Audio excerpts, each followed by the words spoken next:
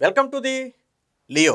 వైసీపీకి ఉన్నదే 11 ఎమ్మెల్యే సీట్లు. వచ్చే ఎన్నికల్లో కనీసం ప్రతిపక్ష హోదా ఎలా తెచ్చుకోవాలి అనే అంశం మీద దృష్టి పెట్టడం మానేసి ఆ 11 మంది ఎమ్మెల్యేలు కూడా, అందులో జగన్మోహన్ రెడ్డితో సహా 11 మంది ఎమ్మెల్యేలు కూడా రాష్ట్రంలో చేస్తున్నటువంటి పనులు అన్నీ కాదు. సాలూరు వైసీపీ ఎమ్మెల్యే ఎవరైతే విరూపాక్షి ఉన్నాడో ఆయన నిన్న ఒక మహిళ పట్ల ప్రవర్తించినటువంటి తీరు అత్యంత దురదృష్టకరము. రాష్ట్రం మొత్తం కూడా ముక్తకంఠంతో ఖండిస్తున్నటువంటి ఘటన. రెండు పార్టీల కార్యకర్తల మధ్య గొడవలోకి ఒక ఎమ్మెల్యే దూరటమే కాకుండా తన మనుషుల్ని వేసుకెళ్ళి ఆ కార్యకర్త భార్య ఒంటి మీద బట్టలు చింపారు అంటే మనం ఏ సమాజంలో ఉన్నామో నాకు అర్థం కాల.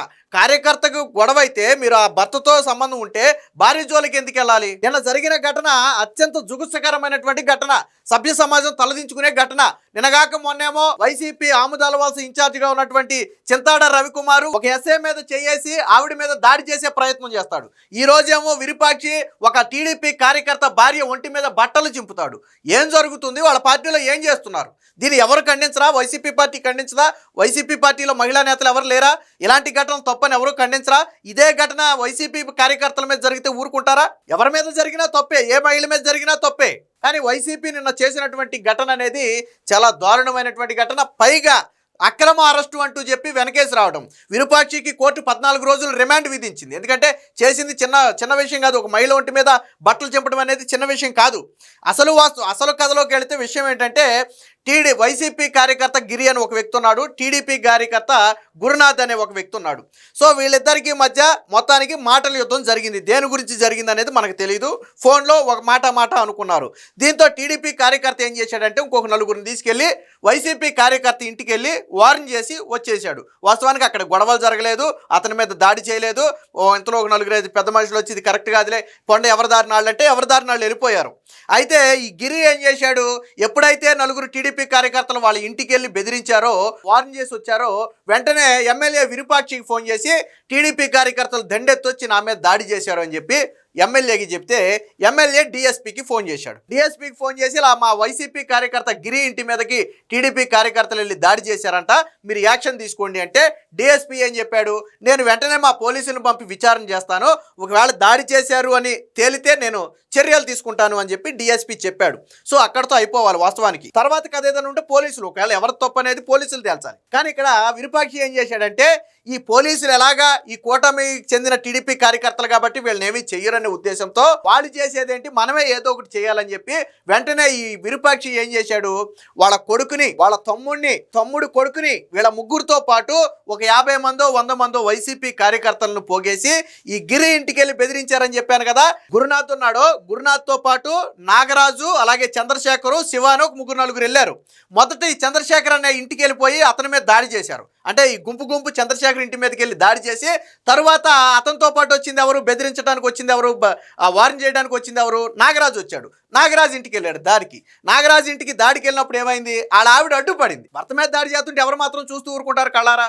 వాళ్ళ ఆవిడ అడ్డుపడితే వాళ్ళ ఆవిడ వస్త్రాలు చింపారు. ఆవిడ నైటీలో ఉంటే ఆ బట్టలు చింపేశారు. బట్టలు చింపితే వెంటనే ఏం జరిగింది? పురుషోత్తం అని ఇంకొక టీడీపీ కార్యకర్త వెంటనే అడ్డుకోవడానికి వచ్చాడు.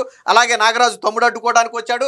ఈ కారును కూడా తీవ్రంగా ధ్వంసం చేశారు. ఎవరైతే ఆ టీడీపీ నాయకులు గబగబా వచ్చి కార్లు బయట పెట్టి లోనకు వచ్చారో ఈ బయట ఉన్నటువంటి కార్యకర్తలు ఆ కార్లు మొత్తం కూడా ధ్వంసం చేశారు. ఇంతలో పోలీసులు సమాచారం తెలుసుకుని రంగప్రవేశం చేసేటప్పటికి అక్కడ నుంచి పరారైపోయారు. లేకపోతే ఇంకొక 2 కార్యకర్తలు ఇళ్ళకెళ్ళి దాడి చేయాలి. మొత్తం 4 మీద దాడి చేయాలనేది వాళ్ళ ప్లాను.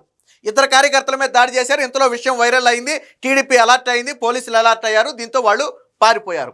వెంటనే ఆ మహిళ నుంచి పోలీసులు వివరాలు రాబడితే ఏంటంటే ఆ ఎమ్మెల్యే మనుషులు ఉన్నారో వాళ్ళు బట్టలు చింపారని చెప్పి ఆవిడ చెప్పడంతో ఆవిడ వాంగ్మూలం తీసుకుని వెంటనే దాదాపు 47 మంది మీద కేసు నమోదు చేశారు. అందులో విరూపాక్షి ప్రధాన ముద్దాయిగా ఉంటే కోర్టులో హాజరుపరిస్తే విరూపాక్షి ప్రత్యక్షంగా కావచ్చు, పరోక్షంగా కావచ్చు, ఆయన ఒక ఎమ్మెల్యేగా ఉన్నాడు, ప్రజాప్రతినిధిగా ఉన్నాడు. సామరస్యంగా పరిష్కరించాలి. గిరి అనే వ్యక్తి మీద ఒంటి మీద చెయ్య వేయలేదు. దెబ్బలాడుకుంటే ఆడుకుని ఉండొచ్చు, పోట్లాడుకుంటే ఆడుకుండొచ్చు, ఎందుకంటే మనం చూడలేదు. కానీ ఒంటి మీద దెబ్బ పడింది అంటానికి ఎక్కడ ఆధారం లేదు.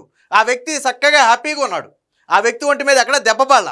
కానీ ఎమ్మెల్యేకి ఎప్పటి నుంచో మరి కడుపు మంట ఏమైనా ఉందేమో టీడీపీ కార్యకర్తల మీద కక్ష తీర్చుకోవాలని ఈ రకంగా మనుషుల్ని పంపి దాడులు చేయించాడు. తర్వాత ఆ మహిళ కూడా అత్యంత నీచమైన భాషలో దుర్భాషలాడాడంట ఎమ్మెల్యే. నీ మొగుడిని రమ్మను, నేను ఇవాళ చంపడానికే వచ్చాను, ఆడో నేను తేలిపోవాలని చెప్పి అత్యంత నీచమైన భాషలో దుర్భాషలాడితే వీళ్ళేమో ఎస్సీ సామాజిక వర్గానికి చెందిన వ్యక్తులు.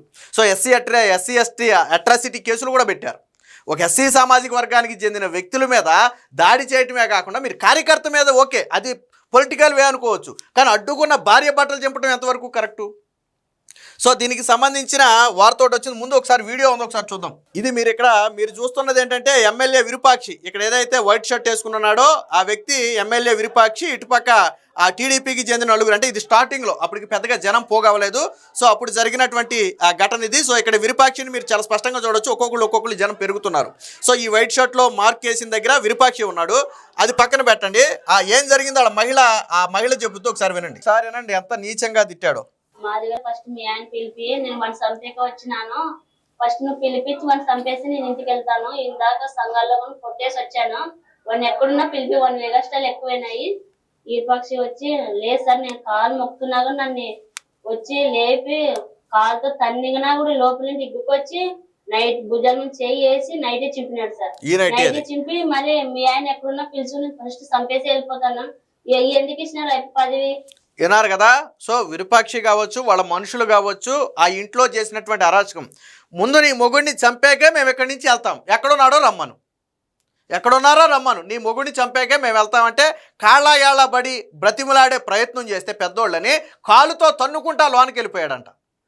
నాగరాజు ఎక్కడున్నాడని కాలుతో తన్నుకుంటా లోనికి వెళ్ళిపోయి అక్కడ కూడా తీవ్రమైనటువంటి పదజాలంతో కులం పేరుతో తీవ్రంగా దూషించాడని స్వయంగా బాధిత మహిళే చెప్తుంది. బాధిత మహిళే చెప్పింది ఈ మాటలు, మనం చెప్పలా, బాధిత మహిళే చెప్పింది. మీరు నాగరాజుతో గొడవ ఉంటే అది పోలీసుల ద్వారా తేల్చుకోవాలి, లేదా నాగరాజు మీద గొడవ ఉంటే నాగరాజుతో తేల్చుకోవాలి. కానీ ఆ ఇంట్లో మహిళ మీద దాడి చేయడం ఎంతవరకు కరెక్టు? సో దీనికి సంబంధించినటువంటి వార్త కూడా ఒకటి వచ్చింది, ఒకసారి చూడండి. వైకాపా ఎమ్మెల్యే విరూపాక్షి వీరంగం అనుచరులతో కలిసి దళిత వాడపై దండెత్తి దంపతులపై దాడి, తెదేపా కార్యకర్త భార్యలు దుస్తుల చించివేత, ఎమ్మెల్యే అరెస్టు, రిమాండ్ విధించిన కోర్టు, కర్నూలు సబ్ జైలుకైతే తరలింపు. సో చేసిన ఘటన చిన్నది కాదు కాబట్టి, ఒక మహిళ బట్టలు చింపడం అనేది చిన్న విషయం కాదు కాబట్టి, అందులో ఎస్సీ ఎస్టీ అట్రాసిటీ కేసు పెట్టారు కాబట్టి ఎమ్మెల్యేకి వెంటనే జైలు శిక్ష అయితే విధించడం జరిగింది. 14 రోజుల రిమాండ్ అయితే వేశారు. చాలామంది మేము ప్రజాప్రతినిధులు, మమ్మల్ని ఎవరు ఏం చేయలేరని చాలామంది అనుకుంటారు, కానీ అది తప్పు. కోర్టుల ముందు ఎవరైనా ఒకటే. వైకాపా ఆలూరు ఎమ్మెల్యే విరూపాక్షి వీరంగం చేశాడు. వ్యక్తిగత వివాదంలోకి తలదూర్చి అన్ని హద్దులు తెంచుకుని తెదేపా కార్యకర్తల ఇళ్లపై దాడికి తెగబడ్డాడు. తన మోకలతో కలిసి మహిళపై అత్యంత అనుచితంగా ప్రవర్తించి దుస్తులు చించివేయగా అడ్డుకున్న ఆమె భర్త పైన దాడికి పాల్పడ్డాడు. కర్నూలు జిల్లా చిప్పగిరిలో శనివారం రాత్రి ఒక దుశ్శాసన పర్వాన్ని తలపించిన ఈ దారుణంపై పోలీసులు తీవ్రంగా స్పందించారు. దీంతో ఎమ్మెల్యేతో పాటు మరొక 47 మంది మీద కేసులు అయితే నమోదు చేశారు. అందులో ప్రధానంగా ఎమ్మెల్యేనే ఉసుగొల్పాడు, ఎమ్మెల్యేనే దీనికి మొత్తానికి ప్లాన్ చేసింది, కుట్ర చేసింది మొత్తం ఎమ్మెల్యేనే కాబట్టి ఆ ఎమ్మెల్యేని కూడా అరెస్ట్ చేయడం జరిగింది. వెంటనే కోర్టు రిమాండ్ కూడా విధించడం జరిగింది. అంటే ఏ స్థాయిలో వైసీపీ దౌర్జన్యాలు, రాష్ట్రంలో వాళ్ళు అధికారంలో లేకపోయినా ఈ స్థాయిలో తెగబడుతున్నారంటే రేపొద్దున వాళ్ళు అధికారంలోకి వస్తే ఇక సామాన్యులు బతకనివ్వరు. వాళ్ళు అధికారంలోకి వస్తే సామాన్యులు బతకనివ్వరు. ఈ రోజు అధికారంలో ఉన్నప్పుడు ఎవరైతే వాళ్ళకి ఎదురు తిరిగారో వాళ్ళందరూ అంతూ రేపు చూస్తారు. చివరికి ఇంట్లో ఆడవాళ్ళని కూడా చెరబట్టారు అంటే, ఇంట్లో ఆడవాళ్ళ మీద దాడులు చేసి బట్టలు చింపే స్థాయికి వెళ్ళారంటే మనం ఏ సమాజంలో బ్రతుకుతున్నా నాకు అర్థం కాలేదు. సినిమాలో స్టోరీ చూసినట్టుగా ఉంది ఇది. ఆ స్థాయిలో రియల్ లైఫ్లో కూడా ఇలా జరుగుతాయి అనే స్థాయిలో వైసీపీ నాయకుల నీచ పర్వం కొనసాగుతుంది. ఈరోజు ఆ మహిళ మీద చేసిన దాడిని రాష్ట్ర వ్యాప్తంగా ముక్తకంఠంతో అయితే ఖండిస్తున్నారు. కానీ వైసీపీ పార్టీ ఆ వ్యక్తిని వెనకేసుకురావటం, ఆ వ్యక్తి అరెస్టును అక్రమం అని చెప్పడం అనేది ఆ పార్టీ నీచ బుద్ధికి నిదర్శనం. ఇలాంటి వాళ్ళ మీద కఠిన చర్యలు తీసుకోకపోతే రేపటి రోజున మరికొంతమంది మహిళల మీద లాగా దాడికి తెగబడే అవకాశం అయితే ఉందని ఈరోజు ప్రజలు కోరుకుంటున్నారు. కాబట్టి ఇలాంటి వాళ్ళ మీద పోలీసులు కఠిన చర్యలు చేసుకోవాలని కోరుతున్నారు. Please subscribe to Leo News for more videos.